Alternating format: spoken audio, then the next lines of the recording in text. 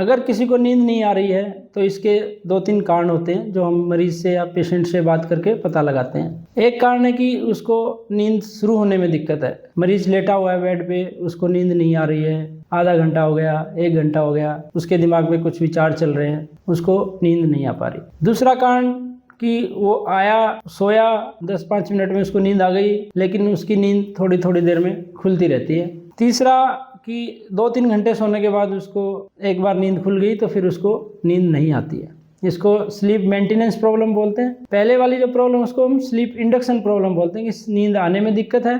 दूसरे वाली जो मेन प्रॉब्लम है उसको हम स्लीप मेंटेनेंस प्रॉब्लम बोलते हैं कि एक बार नींद आ तो जाती है लेकिन फिर वो मेंटेन नहीं रह पाती, बहुत जल्दी टूट जाती है। दोनों के अलग अलग कारण और अलग अलग तरीके से हम उसको उपचार करने की कोशिश करते हैं। दवाइयों के अलावा जो लाइफस्टाइल चेंजेस है वो नींद की बीमारी में सबसे ज़्यादा इम्पॉर्टेंट है, क्योंकि जो मेडिसिन हैं वो सब सेडेटिव होती हैं और उसमें मरीज को, पेशेंट को आदत पड़ने की संभावना ज़्यादा रहती है। मरीज लेगा दवाई तो उसको कुछ रिलैक्स महसूस होएगा, कुछ घंटे उसको नींद आ जाएगी। अगर नहीं लेगा तो वो उसको नींद नहीं आएगी। इसलिए नींद की बीमारी में मेरा जो सुझाव है, लाइफस्टाइल चेंजेस या स्लीप हाइजीन सबसे इम्पोर्टेंट है। अगर पेशेंट स्लीप हाइजीन पे फोकस रखता है तो उसका भी उतना ही महत्व है जितना कि स्लीप इंडक्शन मेडिसिन्स का। इसमें उसके लिए सबसे इम्पोर्टेंट क्या है कि वो अपना सोने का और जगने का समय निश्चित करे। हर दिन एक ही समय पर सोए और उसी समय जागने की कोशिश करे। दिन में कुछ लोग क्या करते हैं कि उनको रात को नींद नहीं आई तो थोड़ी थोड़ी नैप लेना शुरू कर देते हैं कि मैं भी अपनी नींद किसी तरह से पूरी कर लूँ। जिसको नींद की समस्या है उसको ये डे टाइम थोड़ी थोड़ी नैप या थोड़ी थोड़ी देर के लिए सोना बिल्कुल नहीं करना चाहिए। इससे माइंड को, बॉडी को थोड़ा रिलैक्स मिल जाता है और उसको रात में फिर नींद नहीं आती।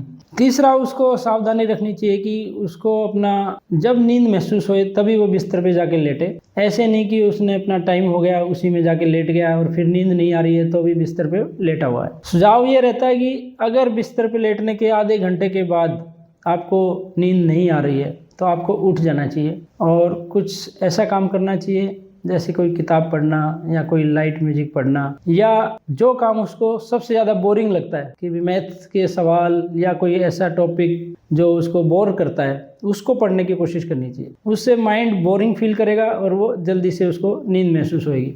अगर आप कोई इंटरेस्टिंग चीज़ पढ़ेंगे तो उससे ब्रेन एक्टिव महसूस करेगा और उसको नींद आने में दिक्कत होएगी। ऐसी चीज़ें बिल्कुल ना करनी चाहिए मरीज को जो स्टिमुलेंट होती है, जैसे कि चाय पीना, कॉफ़ी पीना, बीड़ी सिगरेट पीना।